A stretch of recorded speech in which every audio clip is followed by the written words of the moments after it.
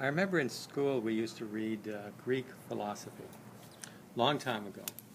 And later in life I picked it up and started reading it again, and it's quite amazing, quite interesting. They had a lot of thought. Basically, their philosophy they based upon observation, and this continued throughout our society until recent history. And then all of a sudden, observation became Einsteinian. It became expansionism. It became quantum. It became multi-universes. It became a whole lot of different things. The question is, if physicists are saying that the universe is infinite, that is, it goes on forever and ever and ever and ever, into multiple dimensions, as many as there can be, and no end to the multiple dimensions, then anything and everything is possible, even God. So therefore any philosophical or theological belief about God must be true, because in some dimension of these multi-dimensions it must have been what it is or what they said it is.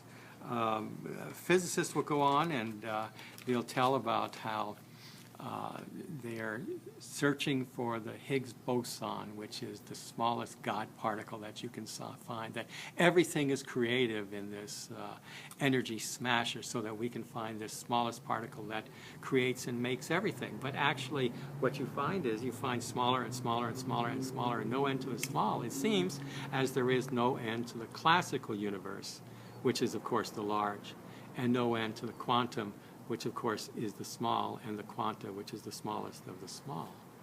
And somewhere along the way, scientists come along and they talk about different things, like they talk about, for instance, the Kaluza-Klein, which is two fellas had a thought that essentially that the universe is like looking at a carpet on the floor. As you get closer and closer, the weave within it is just universes that are rolled up one to another. And that became the fad there for a while, that we have the Kaluza-Klein, and this is the end-all. But it wasn't the end-all, because the next step down the way was, of course, the Calabi-Yau, and this was named after Calabi and an Asian fellow by the name of Yau.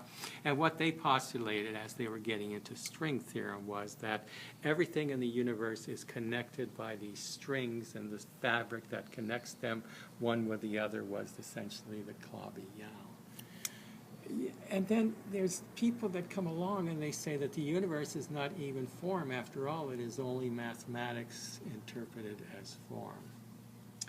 Well, we can truly go insane experimenting with a thought process that allows one to expand beyond the beyond of the beyond. I mean, there's no end of the multiples that you can multiple. The true answer is we don't know.